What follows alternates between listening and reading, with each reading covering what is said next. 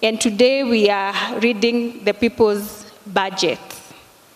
That's why we said this week is budget week. So it's all about the budget, and I'm glad that citizens are here today as we do that.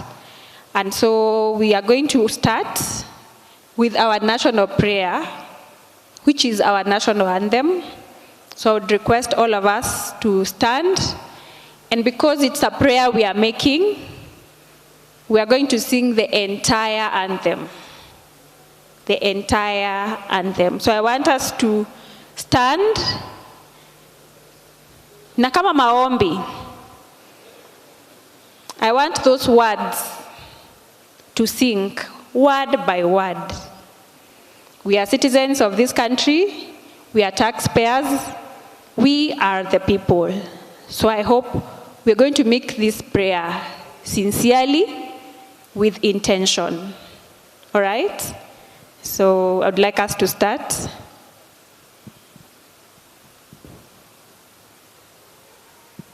With our national anthem.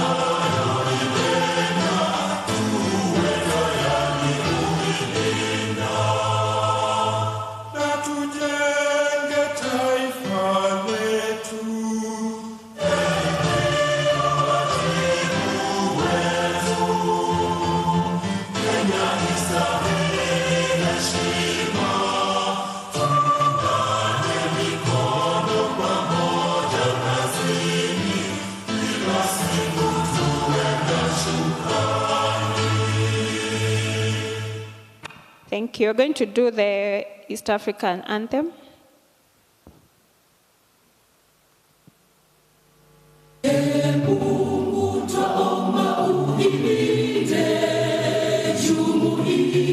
Afrika Mashariki, tuwezeshe kuishi kwa amani, tutimize na malengo yetu. Jumuiya yetu sote tulilinde, tuajibike, tuimarike, umoja wetu ni nguzo yetu.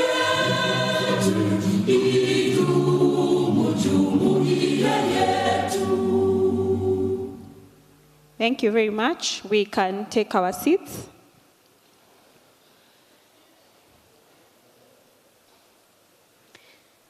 Yes, so like we said, today we will be looking at the people's budget.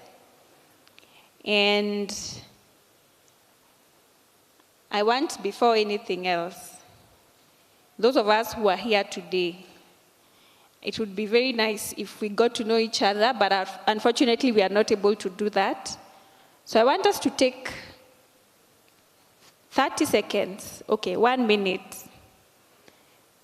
You can talk to your neighbor on the left and the other one on the right. So when we talk about the people's budget, what do you expect? What do you imagine it would look like? So tell them your name and what you expect in 1 minute. So 30 seconds, talk to your neighbor on the left. 30 seconds, talk to the neighbor on the right. Ndio ujue jirani yako ni nani na anategemea nini. Kuna mtu aongei na jirani yake, ninakumark. We are all Kenyans. So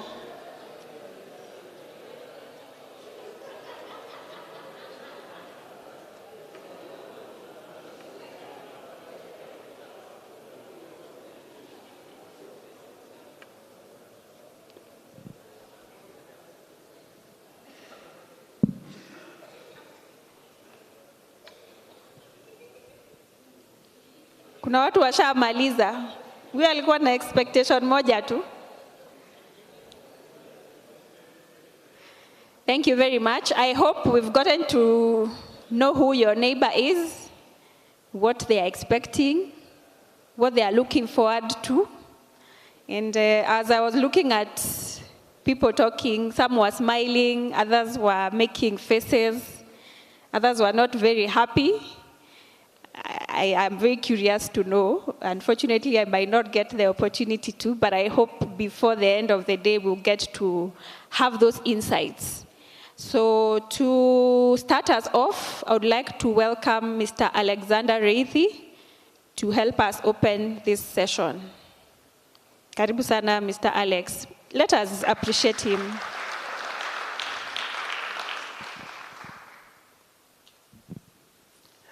Thank you very much, Angela. Good morning, taxpayers. Good morning, taxpayers. Tuko salama. There is a friend of ours who says that every day is a budget day, every person is a budget person, and every issue is a budget issue. That is why we are here today as citizens of this good republic to ask ourselves, how would our budget as citizens look like? I was having a chat with some of my friends out there, and a question was posed to me, and the question was, looking at our current fiscal position, what is the size of our debt? And the question was very personalized. The question was, how much do I owe as a person? And we tried to do the math, assuming that Kenya has a population of around 55 million. Right now, our debt, I think 2 or 3 weeks ago, crossed the 13 trillion mark. When you divide that to all of us, it means today, each one of us seated here owes somebody, on average, 236,000 Kenya shillings. 236,000 Kenya shillings. For some time I've been saying that I have a family of 5, me included, so my debt ranges around 1.2 million if I was to pay for both my wife and my 3 children. So you ought to ask yourself, from where you sit, who do you owe and how much do you owe? Looking at the current budget that was presented to the National Assembly, it is now at 4.82 trillion, and what we've seen is we are going to borrow in excess of 1.1 trillion in the coming year.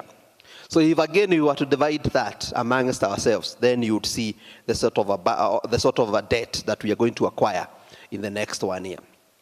So we have then gathered here this morning to ask ourselves, how would a balanced, citizen-friendly budget look like? And that is what we'll be discussing in the course of the day. We will have the People's Cabinet Secretary for the Treasury coming here to read to us how a citizen-friendly budget would look like. We've gone a long way as the Office of the Citizen to try and put together the numbers, ask ourselves, where do we go wrong? Do we do our revenue forecast wrong? How do we do our expenditure? Where do we put our money? And why is it that every Kenyan today is struggling while our budget seems to grow? Who is spending all this money that we see in our budget? Does it have to be 800 billion bigger every other year? Do we have to continue boasting as a country that in the East African region we have the largest budget, yet every year our deficit is the largest in the region? Every year we do our revenue forecast, but we miss our targets by a larger number every other year. Meaning we are living what we are calling a fiscal illusion, where we are telling ourselves that we have this big budget, but the amount of money that we are proposing to spend, we do not even achieve that.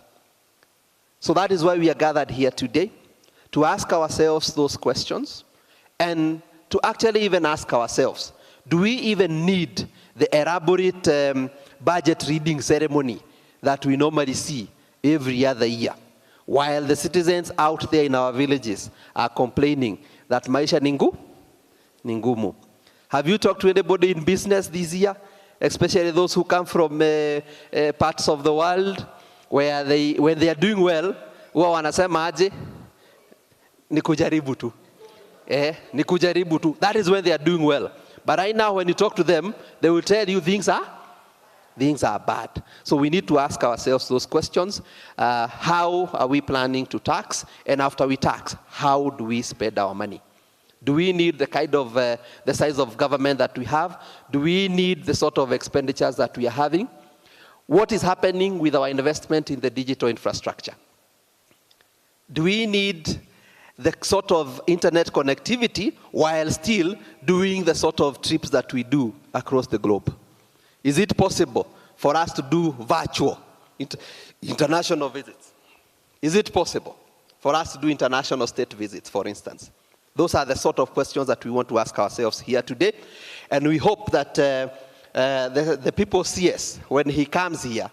The numbers that he will present to us here will be numbers that we can relate to, numbers that would be an alternative to what we are seeing in the National Assembly today. So that is basically what has brought us here.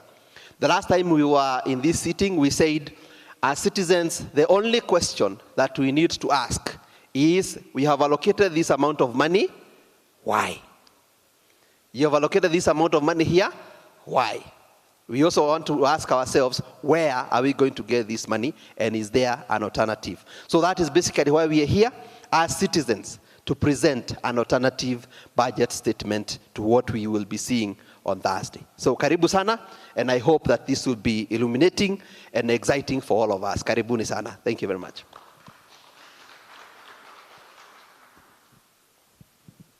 Thank you, sir. Thank you very much, Mr. Alex. There's a number that has caught my attention.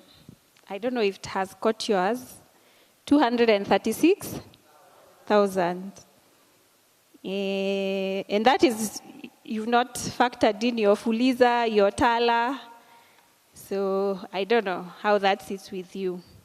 So I'd like to welcome Madam Grace Mercy, representing the church, because today we are talking about the people, and we have seen continuously the church speaking on behalf of the people, the church leading the people. And so let us welcome her as she comes to give her remarks. Karibu sana. Is that how you appreciate our representative? Thank you very much. Karibu sana.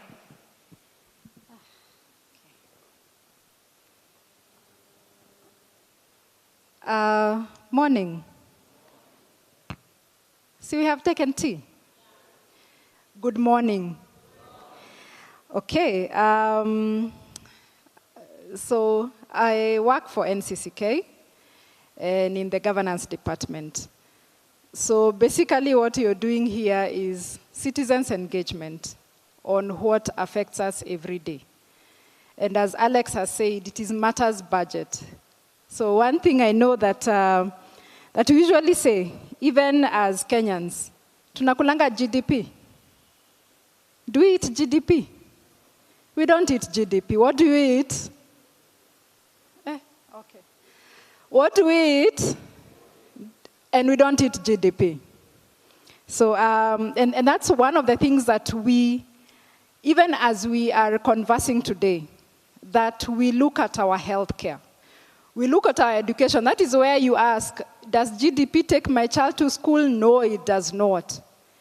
And even as NCCK, one of the things that we keep championing on is citizens to be engaged, not to be too far off from what affects us on an everyday basis. Hii fare hike inakaa aje kwanza? Let's start from there. How does the fare hike look like? Now you know where it is hitting the pocket properly. Where you are paying 100, it's now like 150. Where I was paying 40 bob, it's now actually 80 bob. So, I mean, that's double, and I don't think my salary has doubled as well. So, isn't that the reality? Nani anakumbuka akinunua mkate 20 bob? I remember there was a year mkate was... Thank you.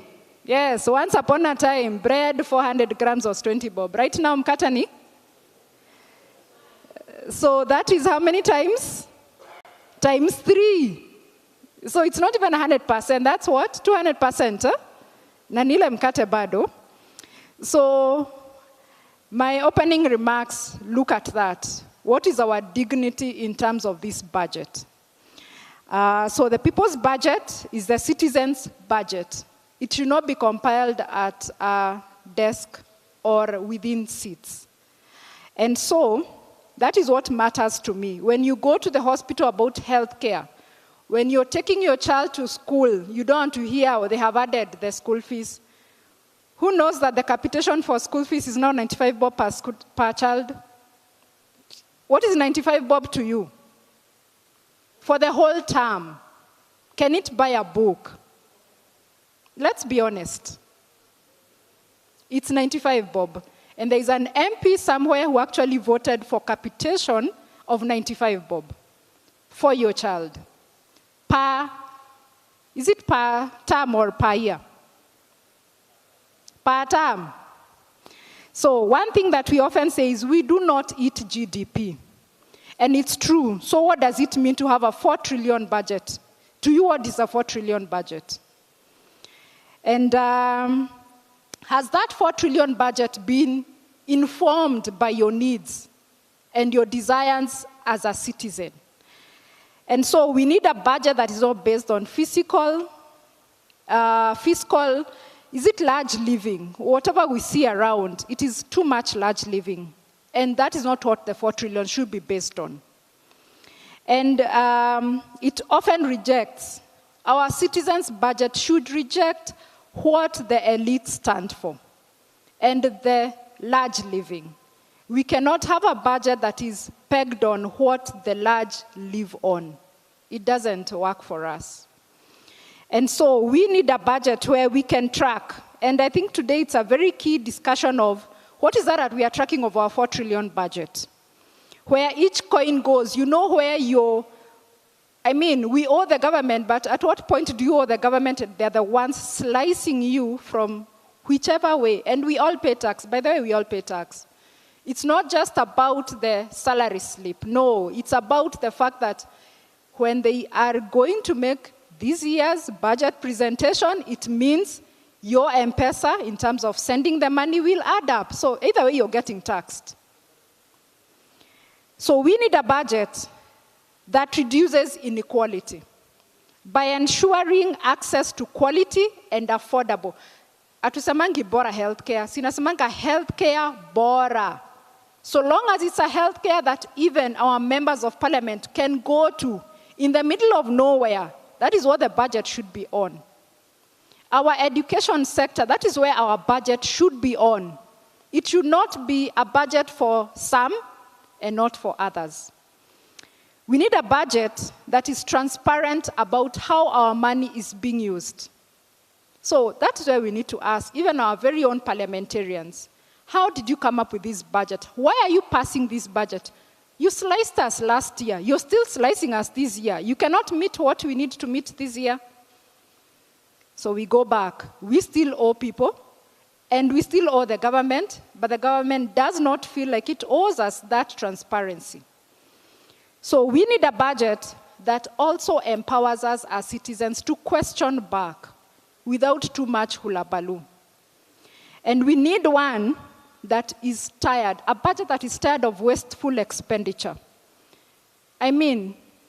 Not too long ago, have we not heard that 1.7 trillion disappears out of treasury? Where does it go? And it is in the last budget, but it's a deficit in these years. Where is 1.7 trillion? We cannot trace it. Where is 110 billion of the SHA? It's a software. How can a software be that expensive? But it does not serve our interests. So we go back to the citizens' budget, that it needs to meet our needs and our desires. I know Kanisa, we are supposed to wear with a collar and walk with a lot of humility. Unfortunately, we are joining the gang that says we need a citizens' budget. And it's not a budget that is for bowing down and please, we need to make our English better. We need a citizens' budget that questions how our MP is paid for sitting down to do their work. I mean, you already have a salary. Do you need an allowance to pass a bill? Do you? But it's on your budget that we need to take care of their sitting allowance to pass a bill. And that bill is not about you. And so this conversation today matters. It matters because our aspirations as citizens in this country matter. And even as congregants, whether in whichever church, even as NCCKE, that budget meets our aspirations and our future. And I've seen a young mother in this household. And one thing is to ask, what do you envision for the future of your children with the budgets that we are accumulating? You want better health and you want better services.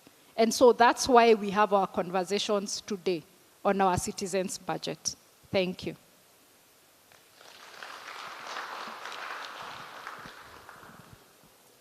Thank you very much, and glad to see the church engaging in these conversations. Recently, I was on the road and I saw a sticker written, "Ni God na shughuli mbili tatu." What does that mean? Yes, that we pray, but we also need to do something. And so as citizens of this nation, what are we doing about our situation? So when I was thinking about this event, I read somewhere that Kenya boasts of the largest budget in East Africa, in EAC. Like kwa country zote kwa EAC, Kenya ndio tuko na budget kubwa sana. Then nikasoma ingine that Kenya is ranked the 39th poorest country in the world. Yet it operates the 66th largest national budget globally. I want you to look at someone who earns 1,000 bob, but budgets for 3,000 in year one, budgets for 3,500 year two, with the same income. And sometimes they think they will earn 1,000, and they end up earning 900 shillings, but they still budget for the 3,500 shillings. And so the theme of today is cutting our cloth, let me not misquote it. It is cutting our coat according to our size, living within our means. Are Kenyans living within their means? Okay, nyinyi wenye mko hapa, are we living within our means? I see some people smiling, I see others shaking their heads. What does that mean? So I am hoping that our conversations today will help us reflect that even as taxpayers, even as citizens of this country, we need to find out where are we going wrong. But also what we plan to do. Mara nyingi huwa tuna complain. But what solutions are we giving? What recommendations are we giving? Na hiyo ndio tunataka leo tujaribu kufanya. And just to set the context, we want to look at our national budget. Before we go to the people's budget and the recommendations, we want to look at what is in the national budget before we give the alternative budget. So to help us do that, I want to welcome Mr. Tom Ogada to take us through a few highlights. Tuone hii budget yetu ya hii mwaka. Which financial year are we? And which financial year are we which budget are we looking at? 26, 27. Hapa kuna ma A students. Ni kama nyinyi wenye mko hapa mkaribia hapa msomeshwe. But yeah, we are looking at the financial year 2026-2027. We want to see how does the budget look like. And so as Grace Mercy was speaking here, as Alex was giving his opening remarks, I want you, as you listened to Alex, as you listened to Grace, and then look at what Tom will be presenting here and see. Tuone kama hiyo math ina math, ama what should we do? So karibu sana Mr. Tom Ogada to help us through the budget highlights. Tumkaribisha tafadhali.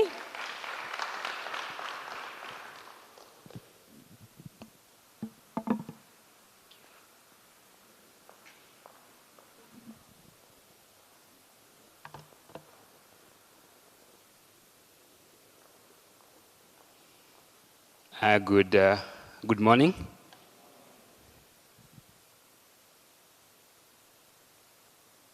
I want to do a brief highlight on how the budget is looking like, but we will just pick a few areas to see the ones that are related to what is going to be presented in the people's budget.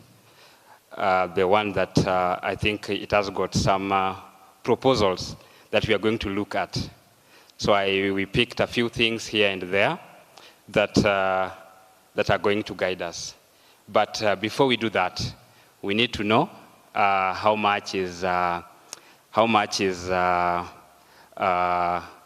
we expecting to see the CS read on Thursday, that is on 11th, and how is it distributed?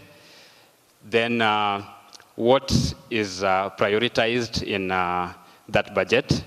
But the other thing that I want us to do is I want us to understand where the chunk of the money that we are seeing allocated in the current budget, where is it going? Then we are going to see if that is going to make sense with what are proposed in the people's budget. So basically, in a nutshell, that is what I want us to do. I think you can see your screens. The presentation will be there. The budget that we are looking at, the one that is going to be read by the CS, in the budget estimates, the budget was 4.82 trillion. 4.82 trillion was our budget. And in this 4.82 trillion, it has been distributed for national government, where the national government has allocations to parliament, judiciary, parliament, judiciary, and the executive. Then there is the bit that is going to the consolidated fund services. And the one that they have captured there for the consolidated fund services is going towards interest payments for debt interest payments, and also pensions. Then a bit of miscellaneous. But we want to show you, there is no information, we don't get to see much of what is in the Consolidated Fund Services, CFS. So we want to see what is really there and what are they proposing. Then we have a portion that is going to county governments. So county government is getting 420 billion from 415, which was approved last time. Then judiciary is getting 30.4 billion. Then from 28 billion, 28.1 actually. Then parliament is getting 48.7 billion from 48.7. So they have retained for parliament. Then the executive, we are seeing 2.8 trillion going to the executive, 2.82 trillion. That is what is going to the executive. You could go ahead and see in terms of percentages how that changes. So the table that is appearing on your screens, that has been taken from documents from the National Treasury and the parliamentary website, the budget books. So it is not our document. This is any document ya serikali. Okay? Then, before we go any further, I know we did public participation on the budget, and the Budget and Appropriations Committee report is out. I've only seen one change. I've not gone through it extensively, but I've only seen one change. They are proposing to increase the budget with 3 billion, and that 3 billion has been added to Parliament only. Si Parliament ndio ilikuwa inaangalia budget, lazima wajirudishie mkono kidogo. So budget ya Parliament, according to what is in the Budget and Appropriations Committee report, is now 51 billion. They've increased it slightly from 48.7. They are proposing an increase. The rest remain the same. And I know if we will go into the details when we are doing a proper analysis of that, we will see specific lines where maybe some shifts have happened, but in general, that is how our 4.82 trillion looks like.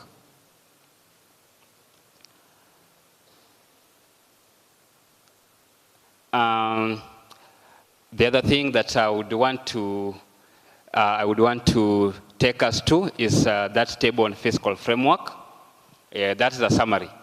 The fiscal framework is telling us how much are we proposing to raise in revenue, then grants, and what is our deficit. Alex has talked about the deficit here. The deficit is 1.1, but how are we arriving at this deficit? If the budget is 4.82 trillion, how are we arriving at this deficit? So one, from 4.82 trillion, the government is proposing to raise ordinary revenue, or the total revenue that the government is proposing to raise is, let's say, 3.63 trillion. So this revenue is divided into two segments. One is the ordinary revenue. That is the tax you and me is paying. Okay? That is the tax that some component of it is going to be added through, or is supposed to be achieved through the finance bill that has been read. Okay? That is what we call the ordinary revenue that is being raised from taxation. Then there is the other bit that is in A&A, appropriations in aid.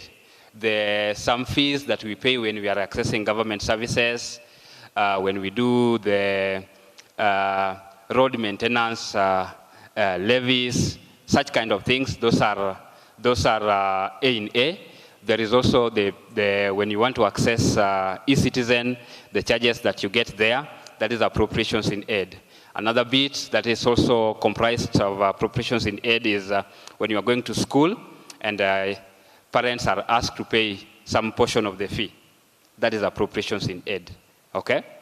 And I will be very briefly, I'll take us through a few departments so that we see, for example, in education, how much is the government targeting to be raised in appropriations in aid, and what is the impact of that?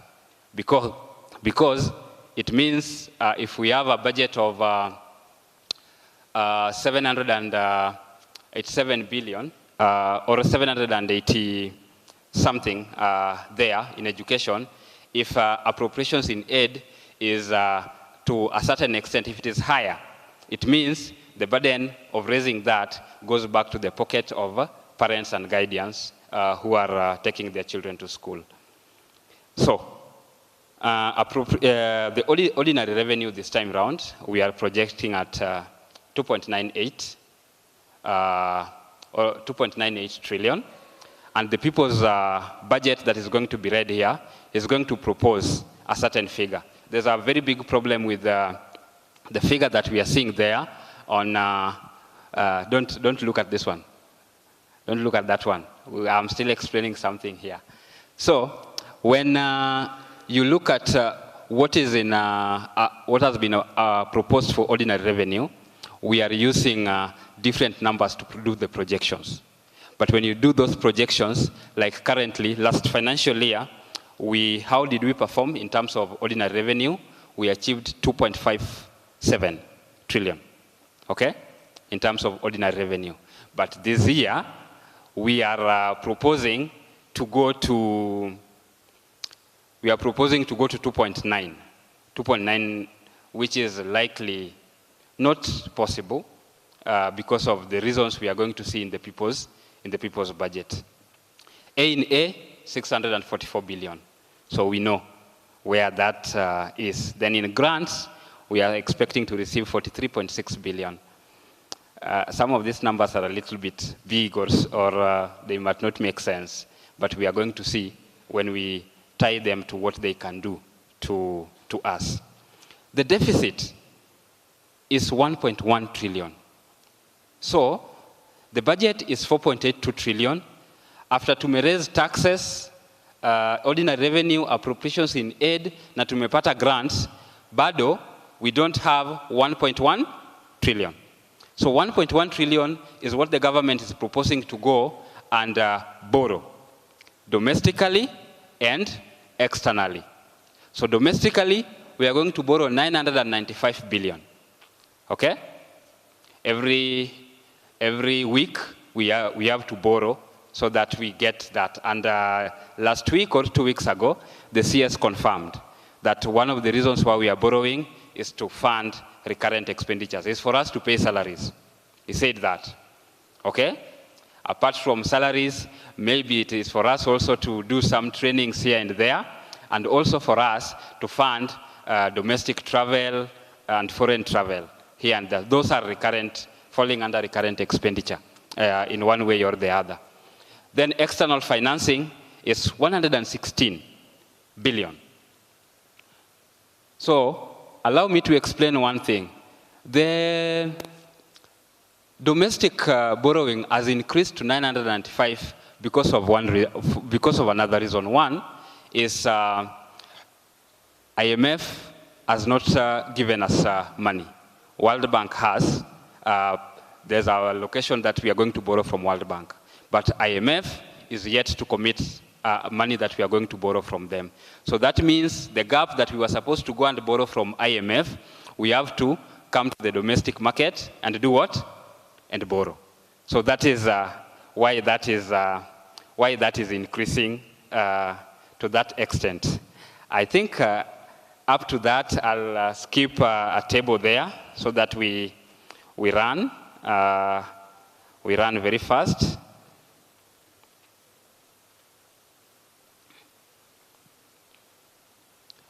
I've said in the budget, I've said we are going to borrow 1.1 trillion. And I want us to do some quick math to see what this means in another slide here. We want to compare this with different sectors. I want us to pick 4 sectors. And the sectors I'm picking is education, is health, is also social protection, and agriculture. Those are how many sectors? Those are 4 sectors. Yes, those are 4 sectors. If we add what is in those sectors are those sectors actually they need around 1.16 trillion. How many sectors? 4 sectors. And we are also taking, in terms of debt repayment, we are taking interest payment alone, 1.25 trillion. Okay? So if interest payment is taking 1.25 trillion, then agriculture, education, social protection, health is taking 1.16. Then the other one is taking 1.25. So it means what we are paying in terms of interest payment is way more beyond what we are doing for how many sectors? 4 sectors combined. 4 sectors combined. So that tells you where the priority is. The priority is in debt servicing. That is what is in that. That is what is in that. So the red line that you are seeing there, that is debt servicing. Then that is green. The green is education, health, social protection, and agriculture sectors. So that tells you how this is looking like. Then you can also see what is going to the county governments. So if you do quick calculation, county government is taking 420 billion, and the interest payment is 1.25 trillion. If you do quick math, that is 420 times 3 should take you to 1.2. So it means the money that we are taking into interest payment, debt interest payment, can actually fund our counties for 3 financial years. Okay? For 3 financial years, we can fund our counties comfortably using that money. That is what is there. We are just using the data that has been provided by government. You can go down there kidogo. You will see the allocation that has been proposed to State House. State House is 13.6 billion. Then actually it has increased from 7 billion to 13. Then Office of the President is at 7.2 billion. But Office of the Deputy is at 3.7. We could do comparisons, and you will see that those are significant increases in this budget. Then the Office of the Prime Cabinet Secretary is having 830-something million in its name or under it.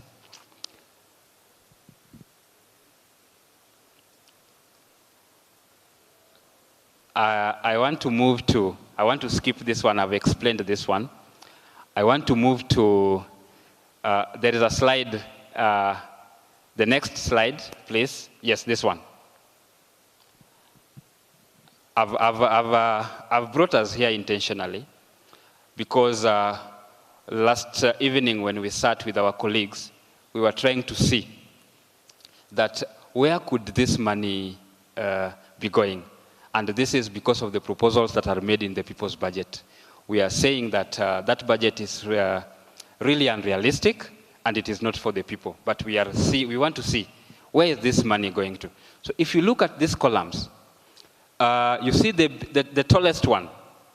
If you go to government, the budget documents, there are lines for other operating expenses. It does not specify anything. It is called other operating expenses. It means all other lines, every other thing has been placed.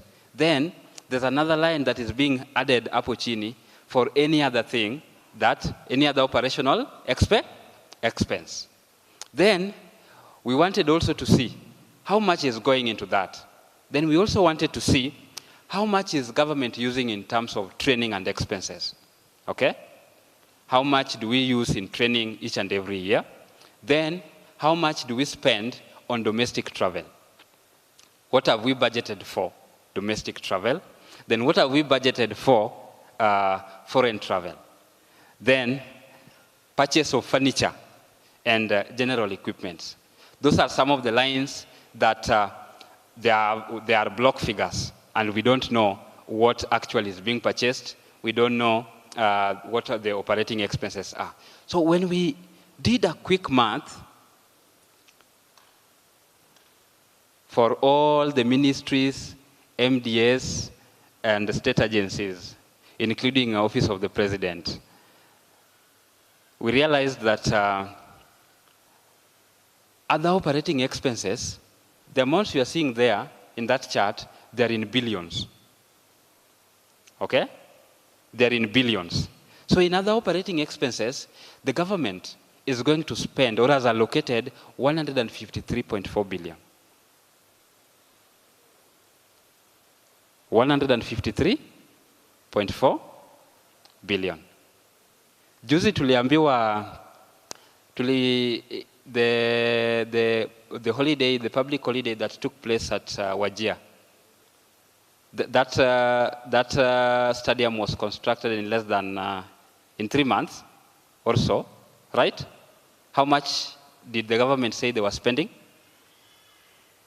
Around 900 million to 1 billion, right? Right? Some figure like that. So imagine at the operating expenses, we don't know what it is, 153 billion. Training in all the ministries is going to take 12.6 billion. Then domestic travels is going to account for 9.6 billion. Yes, you thought foreign travels inachukua pesa mingi. It is domestic ndio inachukua pesa mingi. Foreign travel is 2 billion, but domestic travels 9.6 billion. Then purchase of office furniture and general equipment, another 5.3 billion. So that is why we are saying, do we need all this when the common mwananchi is not feeling the impact of this budget? We did something.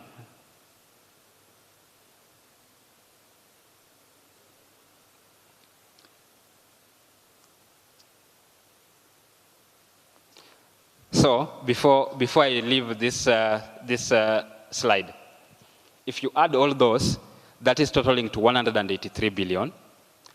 183 billion, I think that can fund healthcare, and it can also fund, which other? It can fund healthcare, because healthcare budget is 160 something billion, 164, if I'm not wrong. So it is, those ones is an entire sector budget. It is 183 billion. But how I wanted us to see which are the top 10 that are really using this money sana kwa travel, kwa domestic, ni nani anatumia pesa sana. But that one we can provide in details, but we have that analysis somewhere.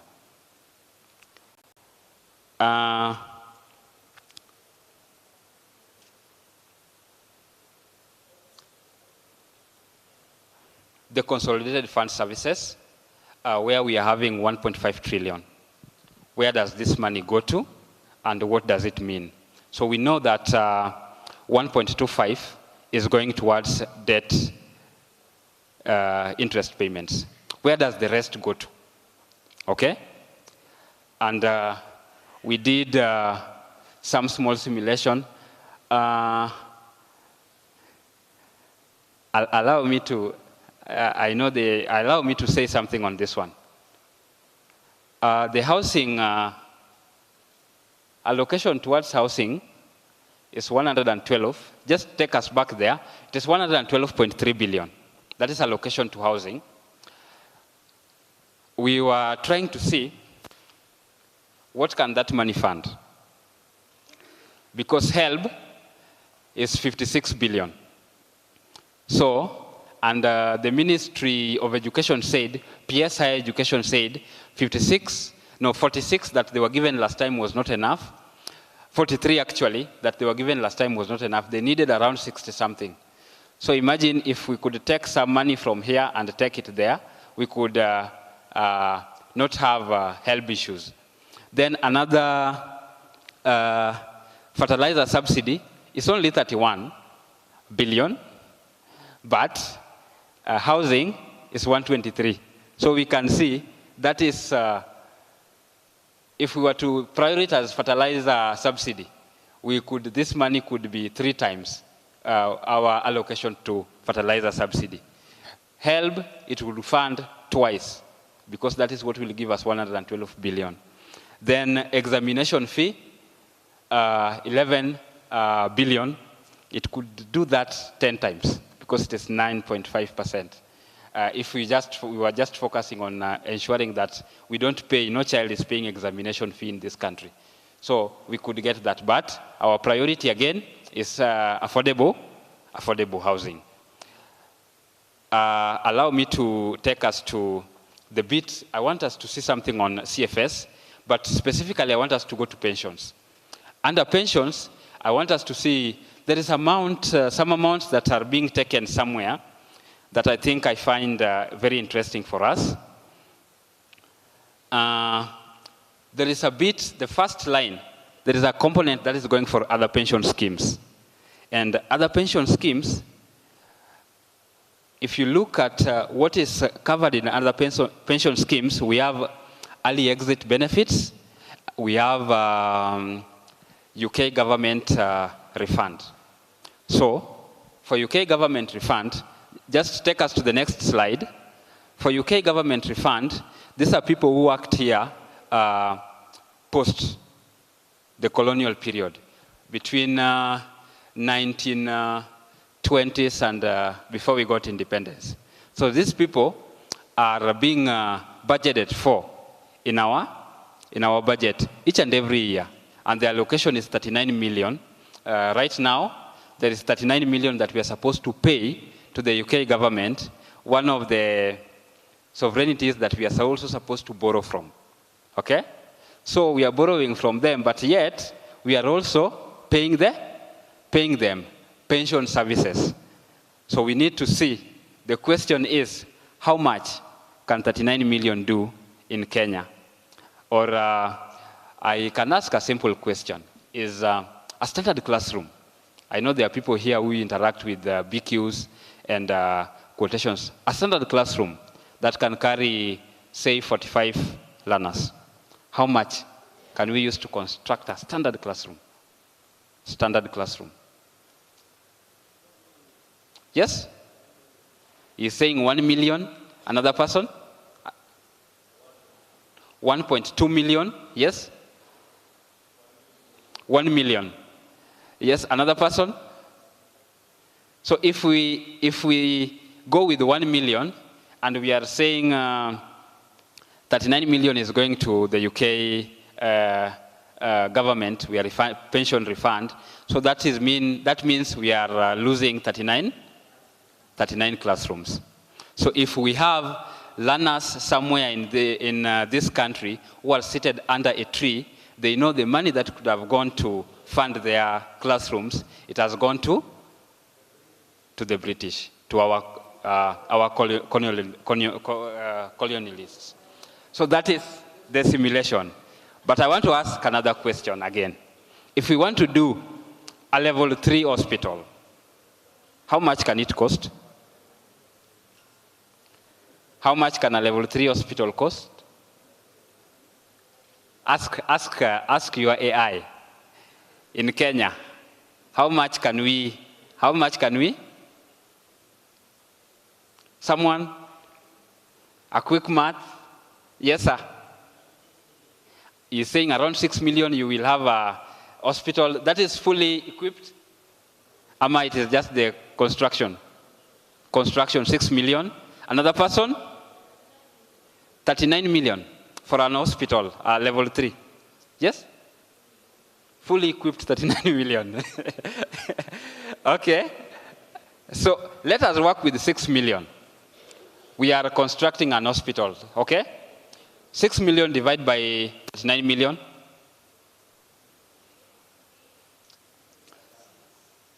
So if there is a part in this country where we don't have hospitals, that means the money going there could build an hospital somewhere. Or if there is an hospital that is already built, it could equip that hospital. So you see where the priority is. And I want you now to relate it with the 53 billion that I said we use in other operational expenses that we do not know what it does. So imagine how many classrooms we could construct with 53 billion. Or how many hospitals we could upgrade with 53 billion.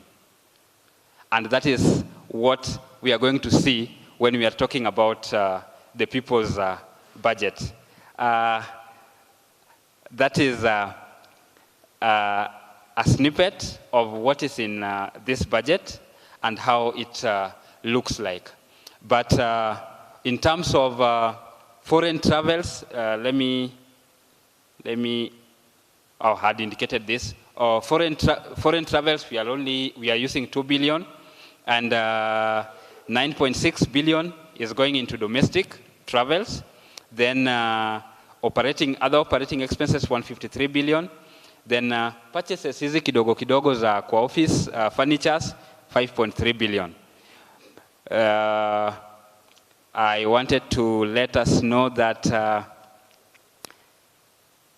the Ministry of Agriculture is doing well in terms of domestic travel. They are the ones that lead in travels. The State Department for Agriculture, yes, they lead in domestic travels. Okay? We need to ask them where they are going to. That is the next question that we need to ask. The other one that is also doing well in domestic travels is the State Department for Lands and Physical Planning. It's number 2. Maybe they are traveling to go and issue title deeds across the country. The other one is State Department for Livestock and Development. Domestic travel. We saw what is in domestic travel. Let me give us the top 3 in other operating expenses. State Department for Internal Security and National Administration, 23 billion in other operating expenses. They are number 1. So we need to ask the department, what is it that they are planning to do with the 23 billion in other operating expenses? That is the State Department for Internal Security. The National Treasury. Hapa ndio tuko na experts, si ndio? They are number 2 in terms of other operating expenditures at 22.8 billion. National Treasury. The National Police Service, number 3 at 15.98 or 15.99 billion. Other operating expenses. I looked at this and I was really shocked on how this is happening and why we cannot see the budget going down. Okay?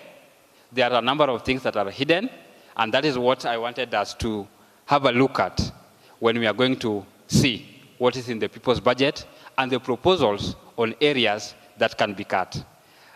We are in the process of doing another analysis to see the much that is being allocated to different funds in this country. We have over 75 funds in the country, including the National Infrastructure Fund and Social Health Insurance Fund, SHIF, and other funds. So how much are we allocating to all these funds? We are working on that, we are finalizing, and we will share with you. Thank you. That is how our budget looks like, and we've seen where the priorities are. Thank you.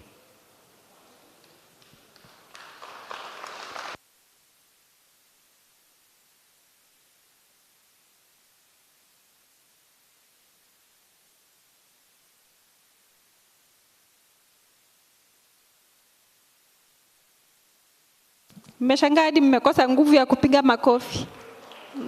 Tujipe tu nguvu. Hii nchi ni yetu na tuna ingine, si ndio? So lazima tujikaze, lazima tu. So when I was seated and Tom said about domestic travel, akauliza watu agriculture wanaenda wapi? My neighbor said wanaendea fertilizer. Sasa sijui wa livestock na lands na wao wanaenda wapi ama wanafanya nini? But I hope we understand why it is now, some of these things kept raising questions, and that's why the idea of the people's budget came up. And what we are trying to look at is, what is the alternative? We have seen the deficit. And I was reading the newspaper yesterday, and I saw that the government is even considering sale of e-citizen data to generate revenue. we need this revenue so much that we need to be creative. So at this moment, we want now to present the people's budget. So we will have our CS read the budget. So at the moment, he's taking photos as he prepares to come. So the ceremony is about to start. We have the people's CS and his team just taking a photo session as they prepare to come in here. And so there we are. CS wetu ndio huyo. Atakuwa hapa na sisi hivi karibuni.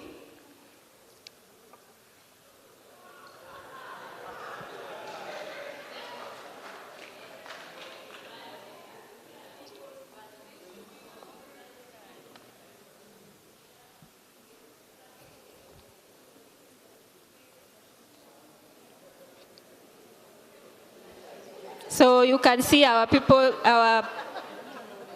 our CS is on his way here.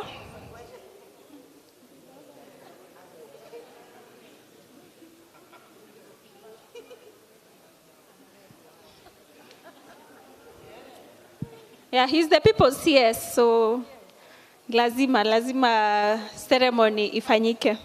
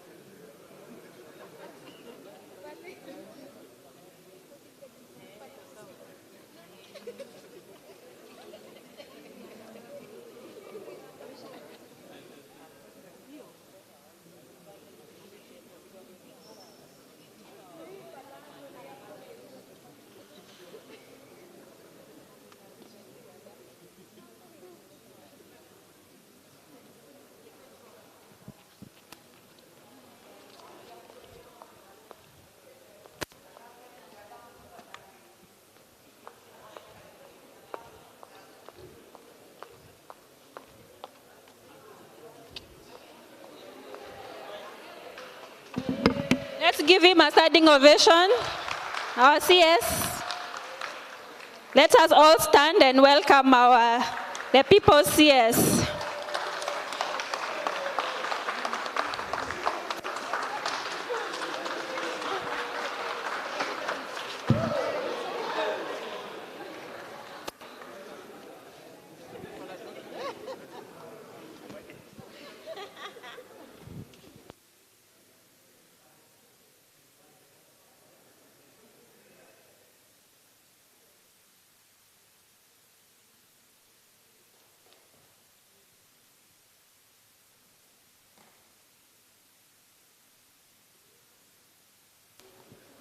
So tumkaribishe CS wetu, karibu sana.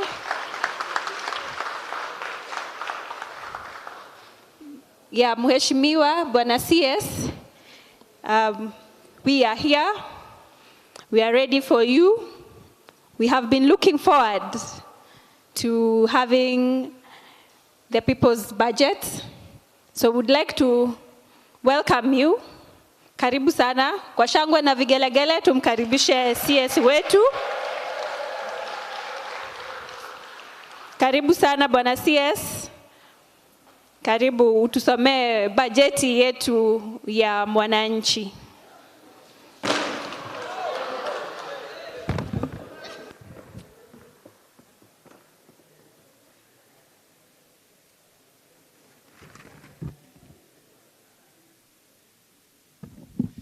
Thank you so much. Thank you. Thank you so much. How are you doing? How are you doing? How are the people doing? And before I start, I will have to start with the people's national anthem. So if you would kindly stand for the people's national anthem.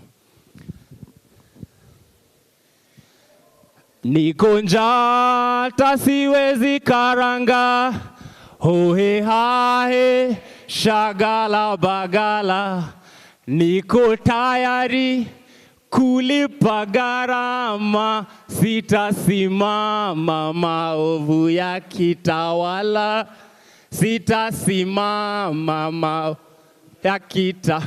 Hard to get wadhifa. Okay, sir, please sit down. Thank you. Thank you so much. Thank you so much.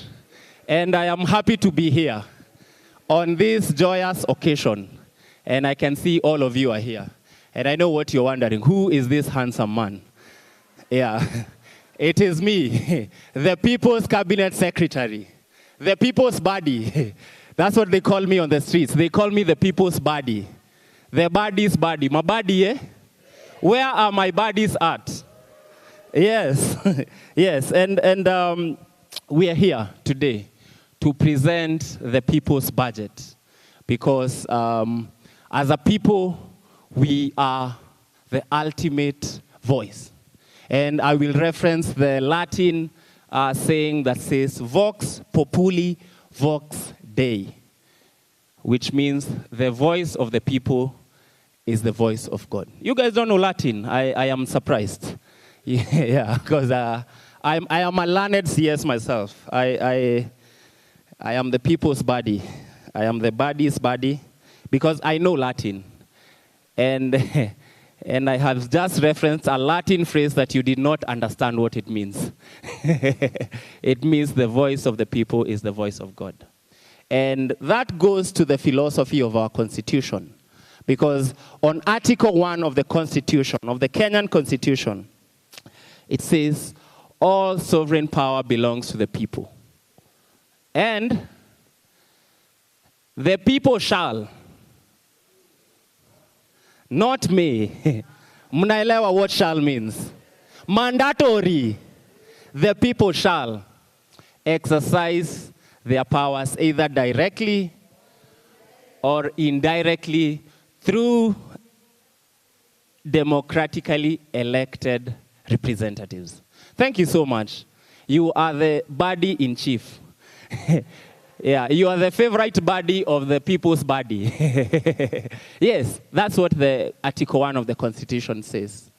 And these people that we have elected, wametuangusha na wheelbarrow. You know, and this wheelbarrow is it's full of debt. And that's why we are here today. To express the people's interest in making sure that the budget that we present here is people-focused. And it prioritizes our national interest as the #1 priority. And also debt repayment and restoring accountability. And when we say we are putting the people's interests first, what do we mean? We mean education. Sindio? Education for our children. We mean healthcare. We mean food security, youth empowerment, and gender equity. We mean government efficiency and low taxes. Who wants to pay more taxes? Yeah, not you. Okay. And what's the current proposed budget that was proposed to the National Assembly? And what is the problem with that budget that we need as the people to present a new budget? It is based on an illusion. Okay. It's based on an illusion. It's based on inflated ideologies. And this is where I will also reference a Latin philosophy because I know Latin, as I have told you before. Sir, do you know Latin? You don't know Latin. You should know Latin. Yeah, so I will anchor this on a Latin philosophy that says that kuna kadil nangoja kaivane, which is what the budget has been based on. Did you know that 40 out of the 43 previous budgets have had a budget deficit? Which means for 40 years, kadil kalichomeka. And we are here to make sure that kadil kanaivana and to make sure that we budget within our means. So let's get to the numbers, fellow buddies and survivors of this economy. And the proposed budget sits at 4.82 trillion. And what we can be able to find currently is 3.68 trillion. So that means there's a deficit, right? Okay. So this is a math problem. This is purely a mathematical problem. But thank God I got a D+ in mathematics, and I understand mathematics. Eh?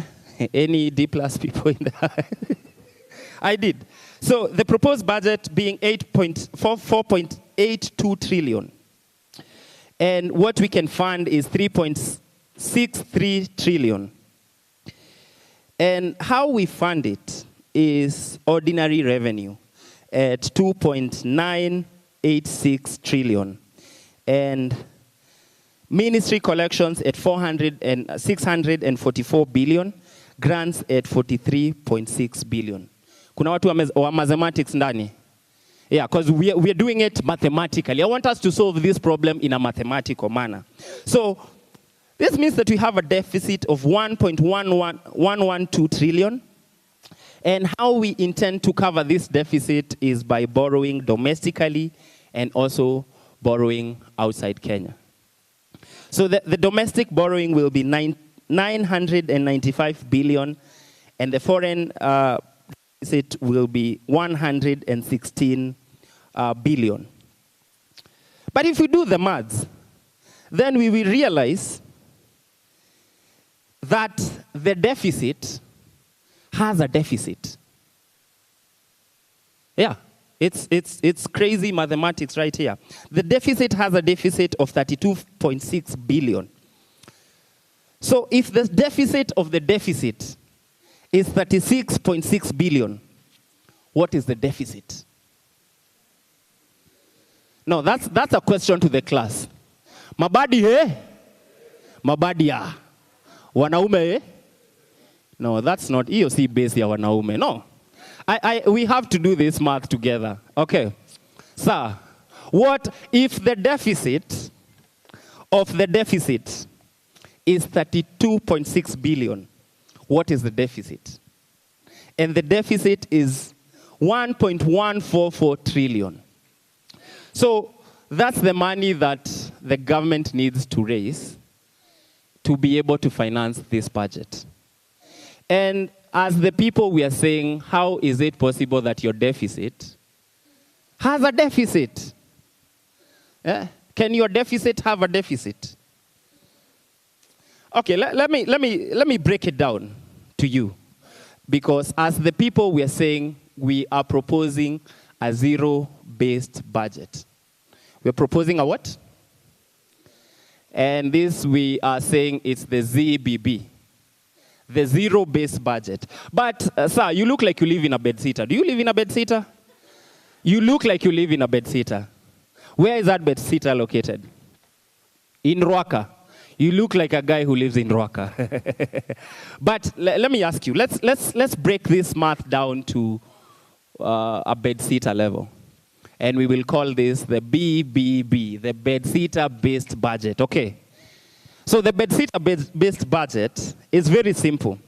And it says that if, say, for example, you're paid 13,000. Okay, you're paid 13,000 to run your bedsitter. And you have a girlfriend. So you tell your girlfriend that you're not paid 13,000, you're paid 15,000. What deficit do you have in that household? You have a deficit of 2,000. So you have the option of either going to Tala or Fuliza and getting the 2,000 to get to what you told your girlfriend that you earn per month to be able to account for that within the household. Okay. But you also sleep on the floor on that bedsitter. Do you sleep on the floor? I just don't want to assume that you sleep on the floor. You have what? Oh, he's cutting costs by number one, not having a girlfriend, and number two, by not having a bed or a mattress. So you sleep on the floor. It is true. I was right all along. But this is a smart man because he understands for you to run a bedsitter in Ruaka, you have to cut costs. This is a man who understands. But let's assume you are the president of an unnamed country in East Africa. And that country is a bedsitter in Ruaka that has no bed. So you sleep on the floor. But the first money that you get, instead of buying a bed and other household items, you go and buy a fridge using lipa mdogo mdogo, bruh.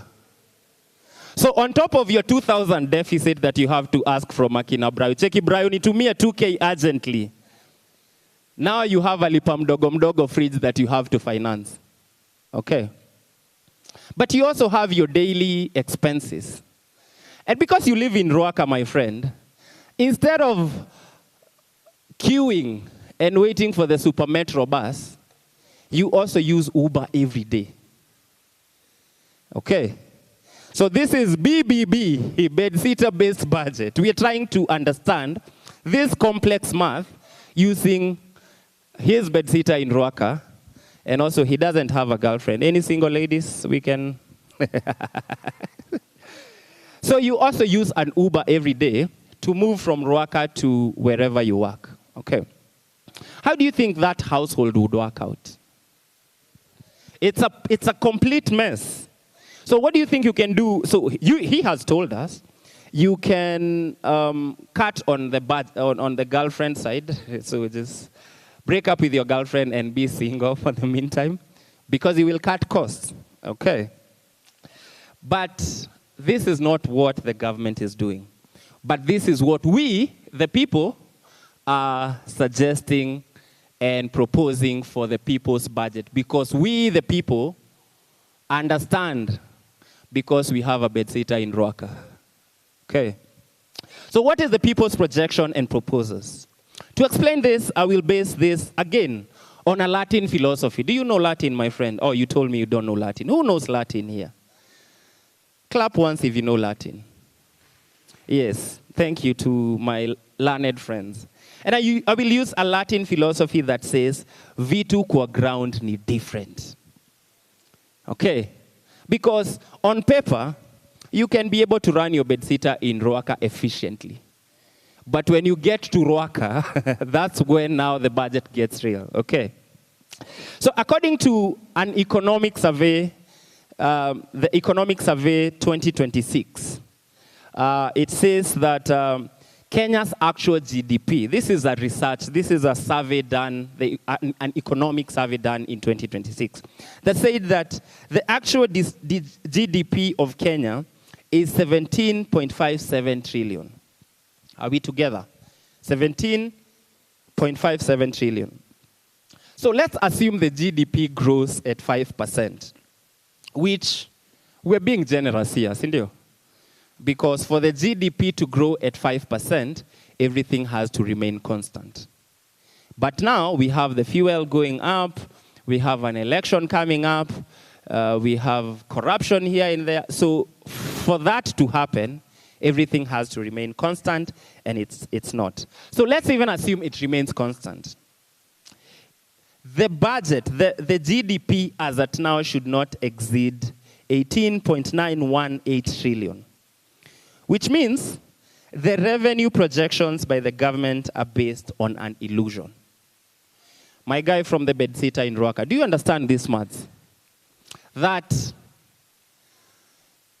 if you told your girlfriend you earn 15,000 when you earn 12,000, 13,000, okay, then it means that the entire budget of your bedsitter in Ruaka is based on an illusion. That when you call Brayo, he will have the 2K urgently. But he might not have it.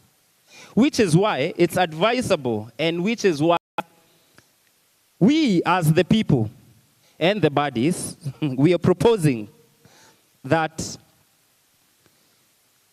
we are proposing a fiscal deficit of 3% of GDP. So this is a recommendation that if you're running a country that's in a debt crisis, this is by the IMF. Are there people from the IMF here? just people from Ruaka, that's okay. It's still, even people from Ruaka we love. It's okay.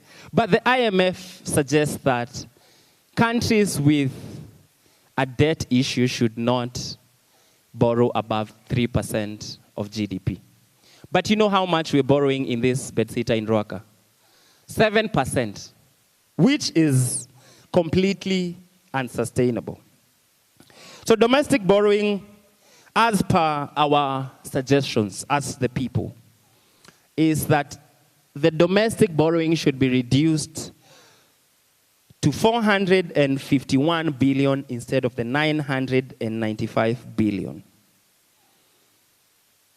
Do you understand why we can't keep borrowing too much locally? This is an interactive session. You can tell me why you think this is. Why do you think this is? My favorite body, why do you think this is? Why do you think we can't keep recommending that the government borrows a lot of money domestically? Clap for this guy who lives in Ruaka, ladies and gentlemen. He said, because we are competing with local business. The government is now competing with local businesses to thrive in that economy, which is unsustainable because it's the government's job to provide a conducive business environment for businesses to get financing and to thrive in the economy. So this is unsustainable. And that is why we, as the people, propose that the budget should not exceed 3.96 trillion.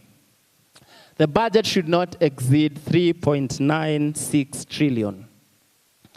And that can only happen if we make radical but necessary cuts in the executive, in parliament, and in the judiciary. So this is what our proposed budget would look like, and this is how much we would need to cut to achieve our proposed people's budget, which has the people at heart. So number one, we would need to cut presidential foreign travel by making sure that he travels through commercial airlines and not private jets. Okay? And I know he has friends in Dubai who lend him private jets every once in a while. But we need to be more accountable.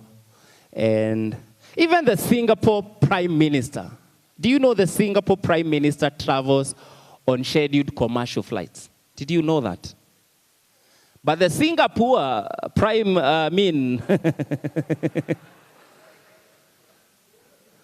nothing less of a private jet. So you live in Ruaka, my friend. Eh? But if we if we cut presidential foreign travel, then we can be able to cut some money on that side. And also we will be able to make sure that the digital infrastructure that we're building as a country has a place and support.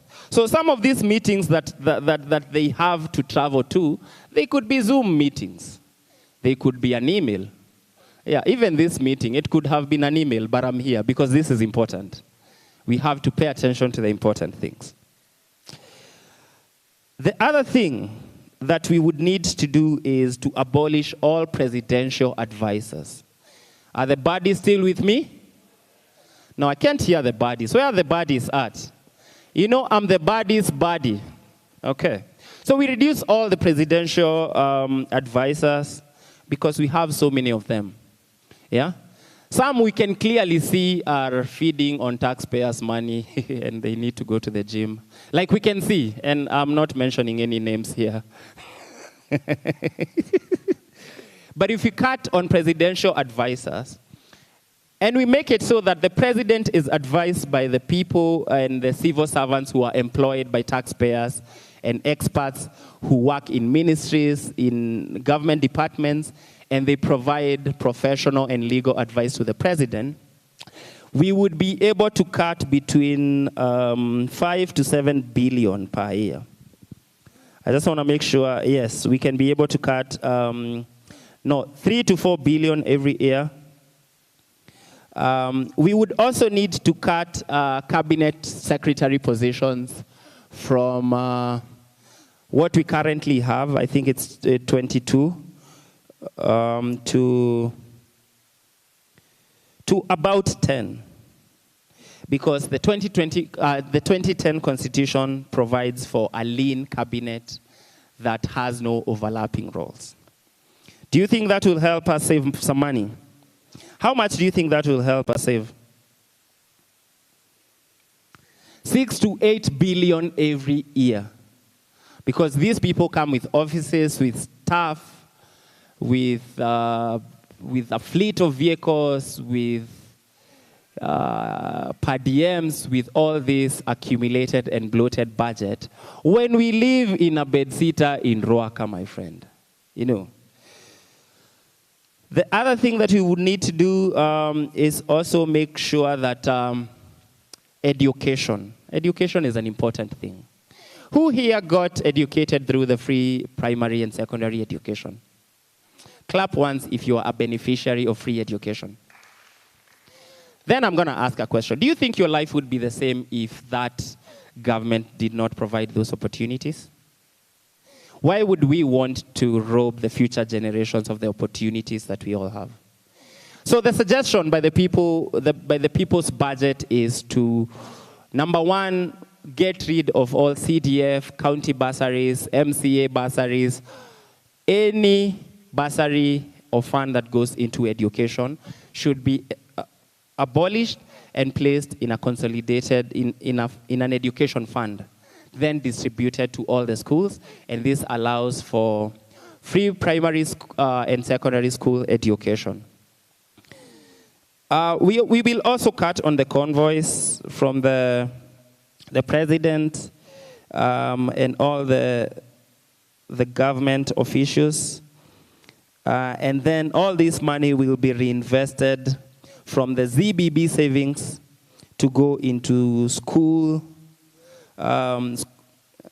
feeding programs. It will go into providing books. It will go into all those things. So the question then becomes, would we like to adopt the people's budget into what will be proposed as the country's budget? May as many as of the similar opinion say aye. I can't hear you. May as many as of the similar opinion that the people's budget, in the philosophy of the Latin words vox populi, vox Dei, adopt the people's budget as the proposed budget to be presented for this country. May as those people say aye. May as many as of the contrary opinion that we should keep on sleeping on the floor in Ruaka say nay. The ayes have it. I am the People's Cabinet Secretary for Treasury. Thank you very much. And I'll invite the Cabinet here to allow the people to ask questions about the budget, to allow the people to also grill them. And let's see if they break under pressure. Would you like to see that?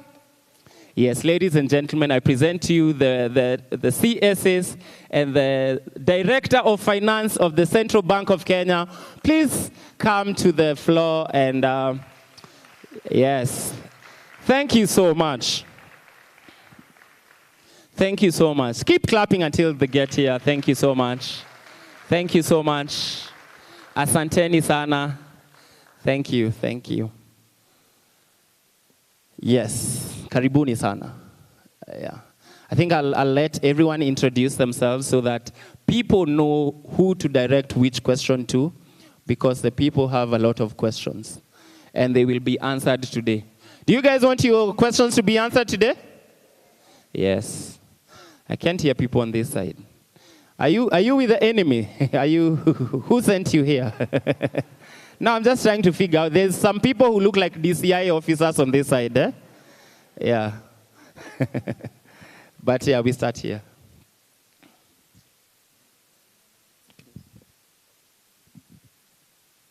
Good morning, everyone. I'm Sare Orek, the PS Treasury. Give it up for the PS Treasury.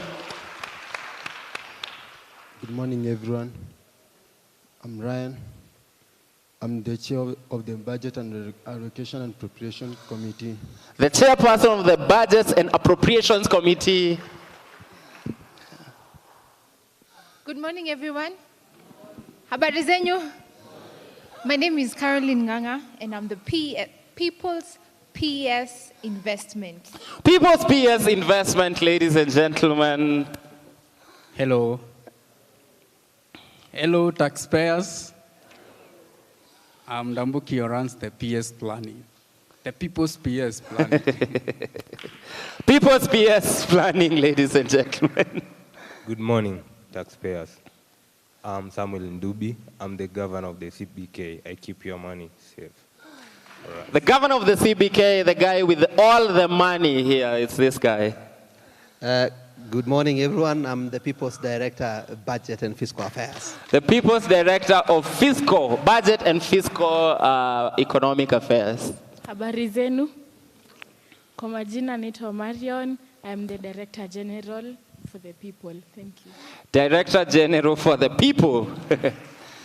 And now I will throw this to the people because Vox Populi, Vox Dei.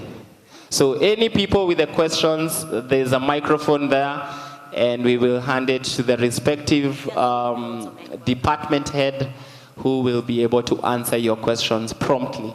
There's a question over there.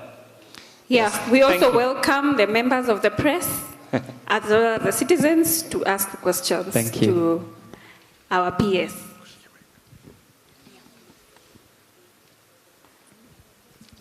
Yes, we need a mic over there. There's two actually on that. Okay, okay.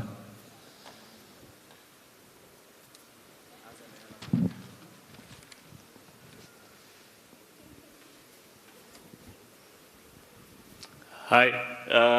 First and foremost, to congratulate for presenting the budget to us.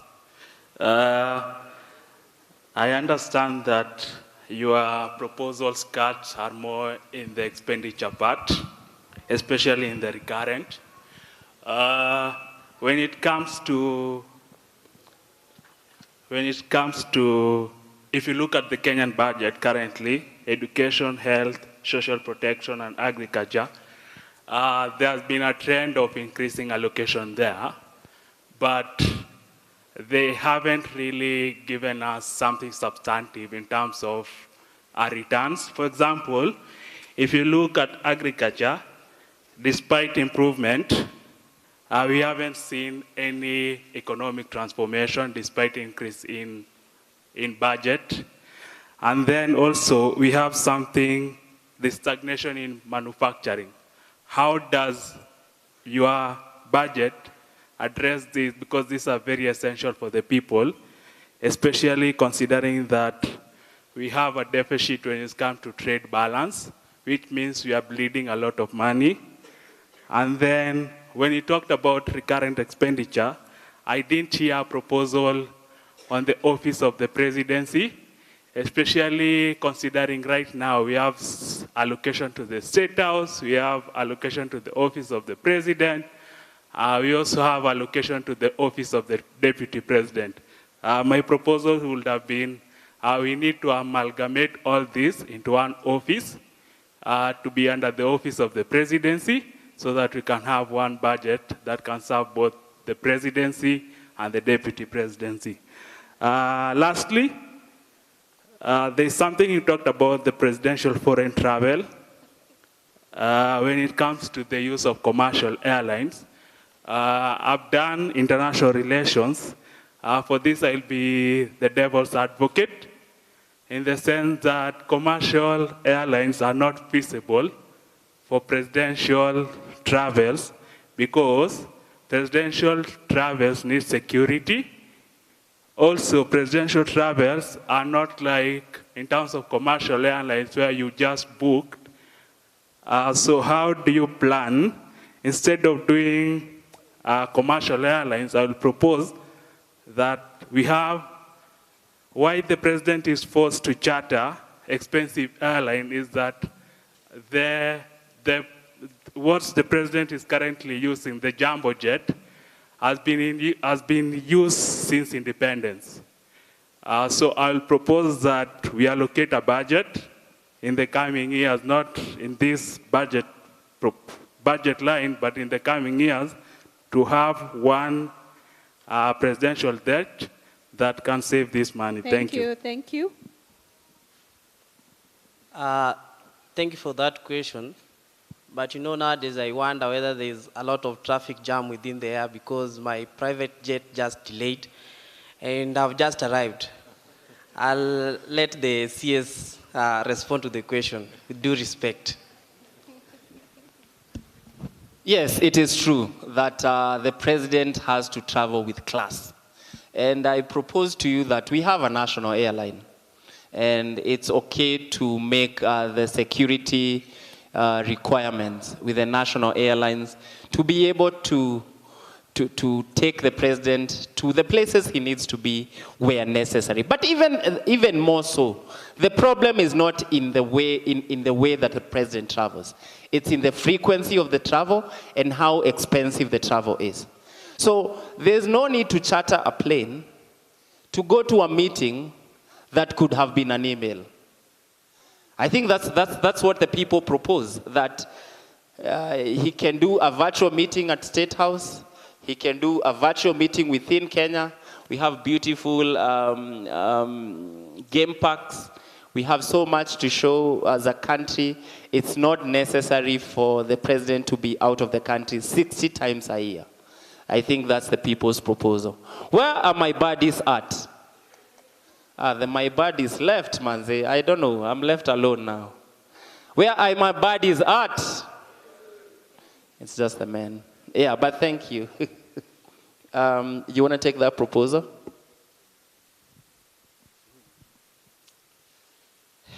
Thank you, CS. As a country, we are a country that is struggling. And as the CS presented the numbers, we are already in deficit. So the first thing that we are supposed to do as a country, together, all of us, is first of all to stop digging the hole of the deficit. And if you look at countries where we want to emulate, my colleague or my friend who asked that question, the Prime Minister of Singapore flies using commercial airlines, scheduled commercial airlines. The President of Mexico and others fly using commercial airlines to meetings. Why is it that for us, we are borrowing, but yet we use our own presidents use private jets? I don't know whether you saw last week when the president of Tanzania traveled to Moscow. She used Air Tanzania. Why is it that we have an airline that is the pride of Africa, but we don't make use of it? Why do we want to spend a lot on private jets? Again, as a country, we have invested heavily in the digital infrastructure. Some of these meetings, the president or whoever is going can address those meetings through virtual platforms. Why are we spending too much money investing in ICT and other infrastructure if we are not making use of them to cut down on cost? Thank you. Thank you. Thank you so much. We will take more questions. There's a question on that side, 2, 3, okay, 4. So we start over there. I request we have one question per person, one direct question. Thank you. My name is Mwindi Aswani. I only have one question. And having heard the people's budget statement, this is my question. How does your budget, basing on the PPP, that is the purchasing power approach, try to answer the decrease of cost essential commodities, and what safeguards you have put in place to cushion vulnerable groups from that effect from the people's proposal? Thank you so much. He asked the purchase power to allow for the prices of commodities to be reduced. Okay. So we can take one more and then we answer two. Yes. Okay, my name is Mark, and I'll actually mention more. My name is Mark. I'm the speaker of Bunge la Mwananchi. And the reason I'm saying Bunge la Mwananchi is because recently I was lucky enough to host the national CES at our platform. And I'll compare both because I'm giving an overview of the same, what I've seen here and what when we hosted CS Mbadi at our platform. Now, the greatest problem that I've seen here and the other place when CS Mbadi came at our platform is because I've realized there's a communication gap. And that gap comes because when the CS came in our platform, I realized that he never addressed the issue about priority. Now here, I've realized the communication is we are doing sensitization. And I don't think you are doing enough in terms of sensitization. Nikiongelelea ya reality kwa ground. I'll give you a good example why I'm saying so. It's because in our platform, I deal with all aspects of Kenyans. And most of them, wakikuja pale, utaona the reality in their faces. You're giving an example of a person who's residing in Ruaka. Sikudanganyi. Reality kwa ground, Ruaka ni dynasty. Ruaka ni dynasty. And if tunataka kuawaken our society, wachangamuke waone need ya people's budget, then we need to be real kwa ground. I'll give you this data. Ukiangalia, wale watu wenye wanaishi below $1 in the whole country, iko around 14 million Kenyans. Watu wenye wako Nairobi, wenye wanaishi kwa slum, and please, get this, Nairobi pekee imebeba population of around 5 million.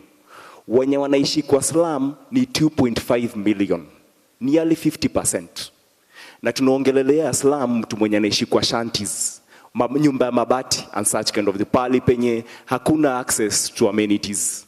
Unaona? So when you're talking about Ruaka, an average bed sitter inatoka around 8K. Hiyo ni rent poor. But ukienda kwa shanties, pale utapata ni nyumba ya 1500 ama 2000. So hiyo 8K ni salary ya mtu mwenye anaishi kwa slum. So if you are doing sensitization, communicate language ya mwananchi. Because sasa tuko kwa town hall. But pale nje kwa mtaa, tukiwa bunge la mwananchi. Kwanza hii yetu ni national platform. Hii yenye kwa hapa Tao CBD. Hiyo ndo national platform. When I'm communicating, I can see the reality in them. And this is why I'm saying so. It's because the greatest problem we have in this country ni a source of income. A source of income. The total people when you wanna work, when you are pay slip in Kenya, they're not more than even 8 million. When you are work of formal sector. Hao wengine wote wana fall kwa hii bracket ya informal. Na hiyo informal ni mtu mwenye ana survive. Budget ya Kenya ni 4.8 billion. Wana plan kuboro 1.1 billion. 1.1 trillion pole. But have you noticed in this previous data kwamba Wakenya waliboro kuliko yenye government ina plan kuboro? Kwa hizi access, unaona hizi soft places za kukopa kama Tala branch, Wakenya waliboro 1.4 trillion. 1.4 trillion kutoka Tala branch, Hasla, whichever. 1.4 trillion. So when they borrowed 1.4 trillion, the government ina plan kuboro 1.1 trillion. To me, there is no country in the whole world yenye inanga public debt. If you go to Japan, debt yao iko more than 200% of their GDP. So to me, I think the greatest communication is not the public debt. The greatest communication from the government, if mimi nafanyanga sensitization pale kwa bunge la mwananchi, because actually it is the greatest platform ya awareness. We normally talk about public wastage. Wastage ndo tunafaa kwa tunafocus on more. And I admire vile umesema why the president is using a private jet. Umeongelea Singapore. Do you know Singapore level ya commercial airline ndio private jet in Kenya? Because they have developed. So to me, I don't have an issue with the government borrowing, but I have an issue when they borrow. Hiyo pesa inakuja kufanya nini kwa hii nchi? That is where my greatest problem is. And to me, when we are talking about the public, the finance bill, tukamwambia president, the CS Mbadi, tukamwambia that the greatest problem si ati kulipa tax. But now problem ni hiyo tax inatumika aje. If we can found an alternative way of revenue, because there is no government in the whole world that grew from a third world to a first world through taxation. Our work as the people is to create those communication kwa CS Mbadi. Yeah? Please wrap up. Yes, thank you so much. So, CS Mbadi anafaa kutafuta an alternative way of collecting revenue, si tax peke yake. So to me, as the people budget, have we looked for a way ya kuonyesha CS that he can look away from taxing? Are there any other alternative ways za collect revenue? Because all these other countries that grew from the third world to first world, walitumia manufacturing, and I admire someone talked about manufacturing, because that is what creates employment. Sasa hiyo revenue alternative tuta collect wapi? Because tuna need pesa for development. But hiyo pesa itatoka wapi? Thank you so much. Asante sana. There was a proposed budget that was displaying on the wall, on the screen. Maybe you can take him through what that looks like. Okay, thank you. What has been proposed in the people's budget? I hope somebody can put the slide on the wall. Is first of all, we intend to cut the current budget by 859 billion, and this is how we achieve this. The EACC and other sources have indicated that a third of the budget is lost to either corruption or leakages. If you look at 4.82 trillion, that accounts to around 1.6 trillion shillings. If we use the advice that we've received from the expert at the National Treasury, and we cut this wastage by half, that already will give us 800 billion, 803 to be exact, billion shillings. So we'll only have a gap of around 56 billion. The measures that the CS has explained here, cut down on unnecessary travel, reduce duplication in our government, will give us, on average, between 80 and 120 billion. That will be beyond the gap that we are looking for of 56 billion. So in our view then, if we were to cut our expenditure by 859 billion, it will give us a total expenditure of 3.96 trillion. This is something that is manageable because we will have brought down our deficit to around 567 billion. That means if then we cut our domestic borrowing from 995 billion to around 451 billion, assuming we retain the external borrowing at 116 billion, that would be a balanced budget. So the only thing we need to do is cut down on unnecessary expenditure. We also cut down on leakages and corruption, and we will have a balanced budget. There are proposals that we have made there. Like, for instance, all of us have been told that SHA is working, isn't it? If SHA is working, then the president, ministers, members of parliament, their insurance should be what? SHA. If SHA is working for us, why should it not work for them? If our public hospitals are working, when the Speaker of the National Assembly is sick, where should he go? To Kenyatta. We should not see part of our leaders, when they are sick, they are shipped to some hospitals in the West. If our hospitals are working for the citizens, they should also be working for those in leadership. Those are the measures that we are proposing in the people's budget. If we reduce wastage, we reduce our deficit by more than half, it will mean that we have a balanced budget. And in any case, why do we have to announce a bigger budget every other year while our deficit is growing at a tremendous rate? Thank you. We take questions from members of the press. Yes. Yeah. Also, the Ruaka bedsitter was an example. Just had to say that. Yes. Questions from members of the press present. Okay, we can continue. Whoever has the mic. As they prepare, my name is Betty Kimani from Kikuyu constituency. Bwana CS, I have a question that I would want you to answer me directly. You started by saying that your cabinet will be addressing gender equality. However, when I look at your constitution, it is not well constituted. The ratio is 4:2. So as we plan for the citizen budget, it is also very important for you and your cabinet to also factor in the ratio to be well equipped. We also want to see our women well represented, because we have women who are economists and they can do better in this country. But that does not say that our men are not doing well. I'm advocating for gender equality. Number two, our government has been very silent on the issues of children disappearing. I would want to see and listen to what the citizen budget will be doing to that, because I know there is a budget allocated for the internal security, and I've also had there is some other budget that is also put in that budget. So how are you going to address the issue? Thank you.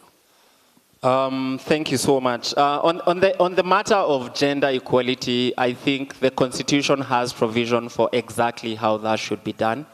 And the challenge that we have is just not following the Constitution, you know. And I know it might seem like a very hard thing to do, but on the people's side, we are committed to follow. Cindy? Yeah, actually, we have made sure that on this panel, we have a gender quota that we have achieved. It's 2/3, so yeah. What do you identify as, my guy? And I'm joking. So we've made sure, because for the provisions, the provisions are there. On the matter of children disappearing, I think it's a really sad situation that we're going through as a country. And I think it is necessary for the people who, at the National Assembly and the security bodies, to work together and not politicize the situation.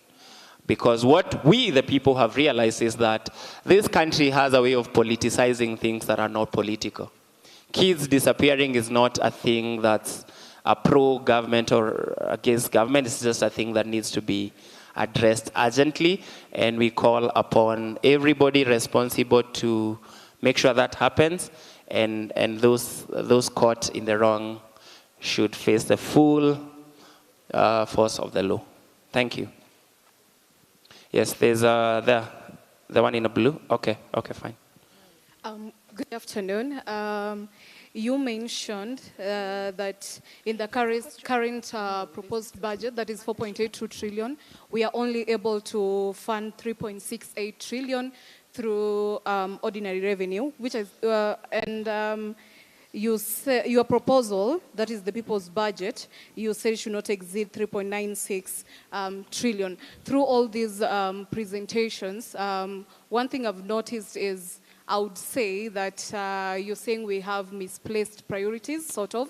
So I would like to know, in your budget, the 3.96 trillion, what would be your priorities? What sectors would you give priorities? And maybe just a breakdown of the allocations to, these sectors that should be prioritizing. Thank you. Sao.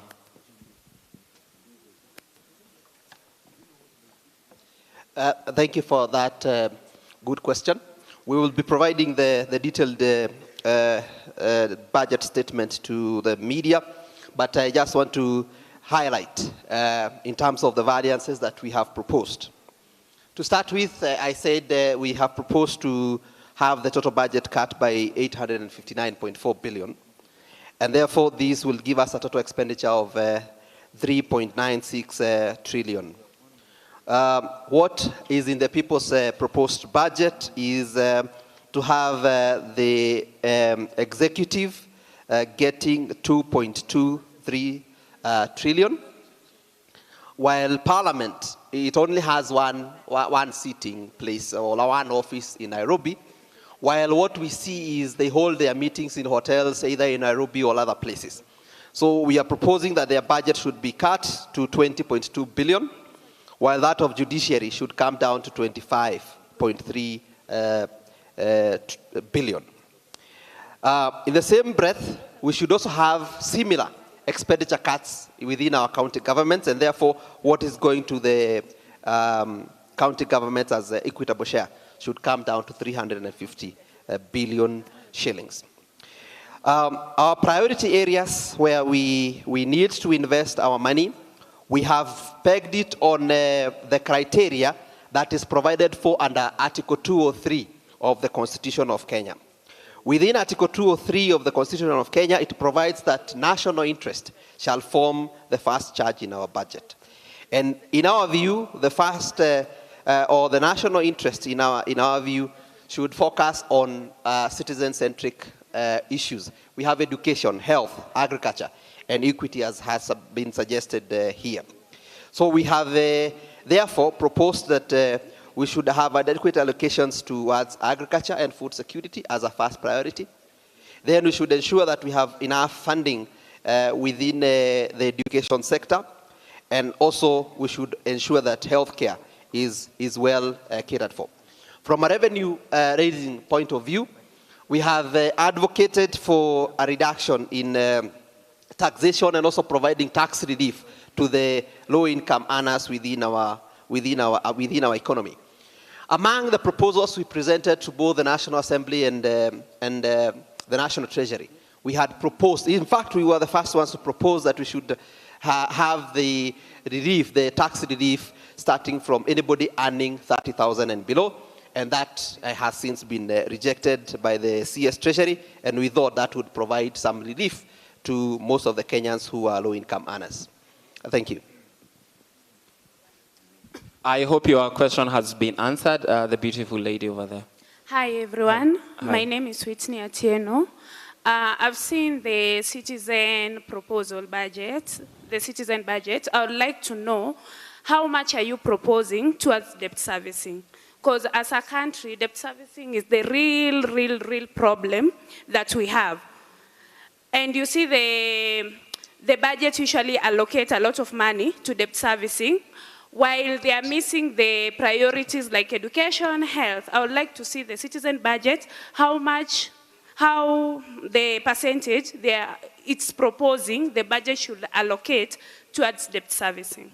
Thank you. Debt servicing. Okay, thank you. That's a very good question. We understand that debt servicing, in terms of priorities under Article 203(1) of the Constitution, it ranks number 2 after national interest. Then the next thing that you take care of is debt servicing. In the current budget that has been presented to the National Assembly, debt servicing and pensions has been allocated 1.5 trillion. But if you look at what is in the debt, there is 200 billion that has been proposed to be used for reducing the treasury bills and bonds stock.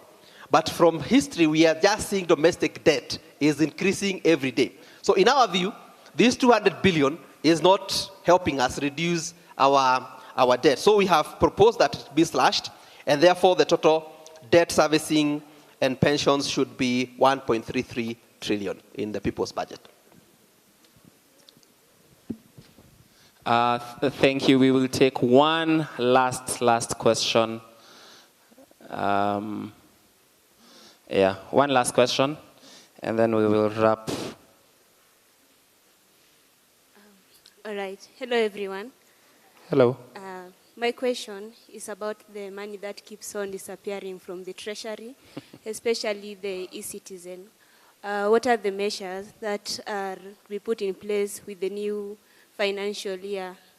And also the matter of data protection, where there was a proposal of people's e-citizens data to be sold for revenue boosting. Thank you. Thank you. So the question is on data protection and data protection and what else? And wastage. Money lost on e-citizen. Okay. Sawa sawa. I'll let you, Minister for Treasury, PS, you can answer money lost on the e-citizen and data privacy. Okay, thank you. You talked about money laws through citizen and also data protection, that is right? Yeah, so my take on that is that we need to come up with a system that is so transparent and also the procedures that aligns to the needs of the citizens. Matters with the e-citizen as the PS Treasury. I would like to liaise with the CS, my CS here, and come up with the probable solutions that are humanly possible. Thank you. Sawa. Thank you so much. And I realize that we have some PSs and some of the people standing behind me who need to be fired today. We are operating on a very bloated cabinet. And sir, what do you do again? Remind me.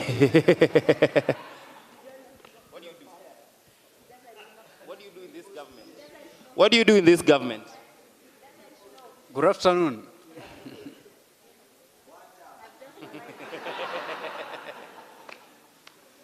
Yeah, this one will have to be fired. Please walk off the stage, sir. Yeah, thank you so much. And I want to thank each and every one of you for creating the time I have the mic. to. Okay. Power is taken. Once again, I'm Betty Kimani. Yeah.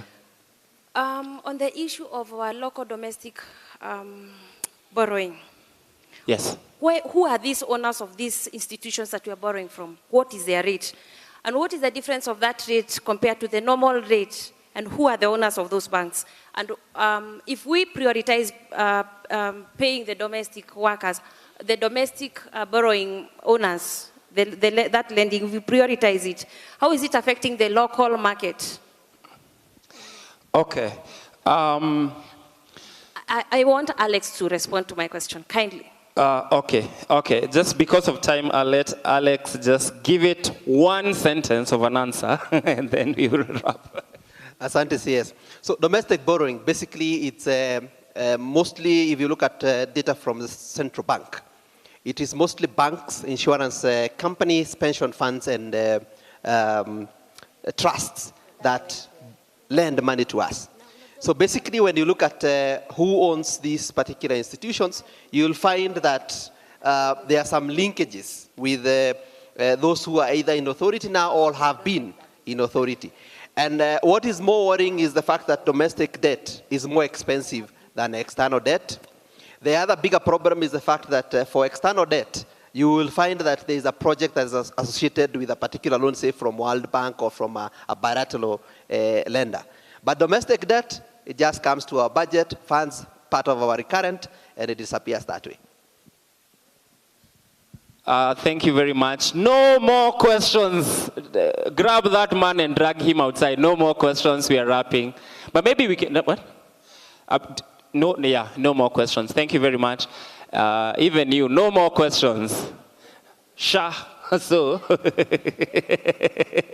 Shiwawawa. Sha. So I'm going to ask you to stand, and the beautiful lady will lead us in the People's National Anthem. I'm kindly requesting us to stand. Let's all stand.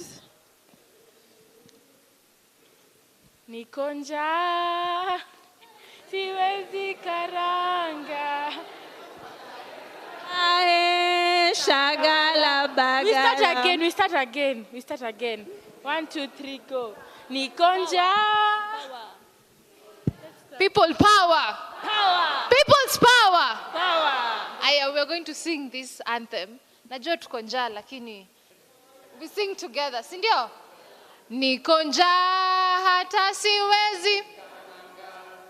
Hoe ae shagala bagala. Niko kuliko galama, sitasimama maovu yakitawala. Sitasimama maovu yakitawala. Ufisadi, ubinafsi, ukabila, kuuza sera, wataki kuuza sera. Undugu ni kufana, Sitasimama maovu yakitawala. Sitasimama maovu yakitawala. People power. Power. Thank you very much. I request that the cabinet and the team remain standing. So for the citizens, you can take a photo and let people know that we were at the people's budget reading. You can take a photo, post it on social media, post it in your WhatsApp groups as we close. Just 1 minute, take that photo.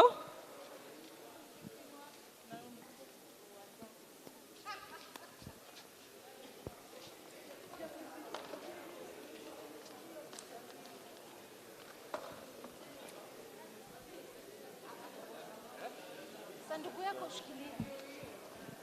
1 minute, we take that photo, and then we close. We can have our seats.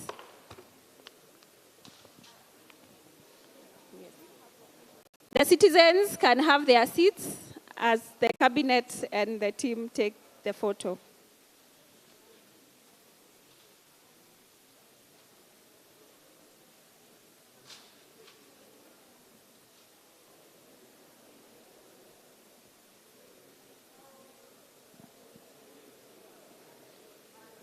Thank you very much.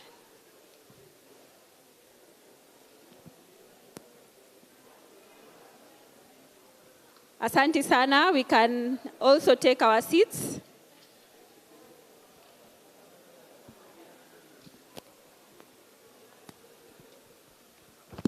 I've never.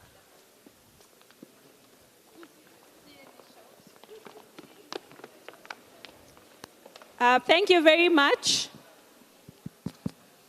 I hope we have had majority of our questions answered. For those of us who have questions left, the statement will be shared with all of us to have a read and have a look at it. So I would like us to close this session. And so as we opened with our national prayer, I request that we all stand up so that we close with our national anthem. Let's all stand.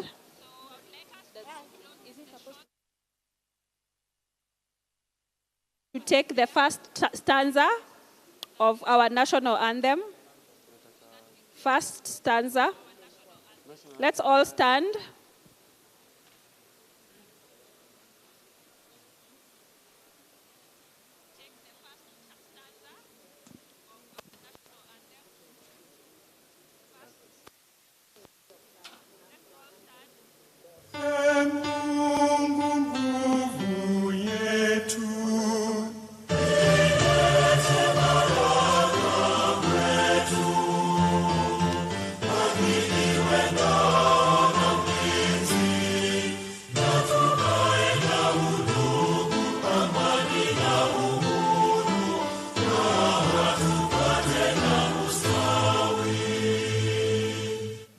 Thank you very much. We can have our seats.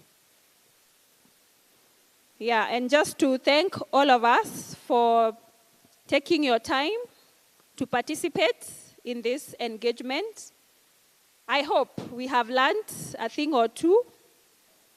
I hope we have left here with more answers than questions. But I also hope that we will keep engaging. We will keep looking at the budget documents. We will keep looking at the finance bill. But we will also keep following to see how our public resources are being utilized, because that is where it all goes wrong. So the budget process is a long process, but most of the times we find ourselves engaging actively on this stage, on the budget and the finance bill, but then we stop at that. So this is a call for all of us to continue engaging with our leaders, continue engaging in our constituencies, in our counties.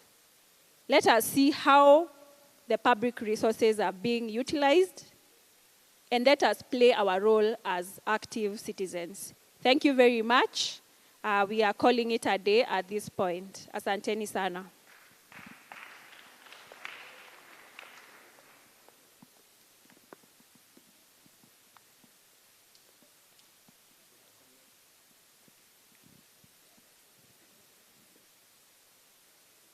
Okay. Thank you. 1 minute. Thank you.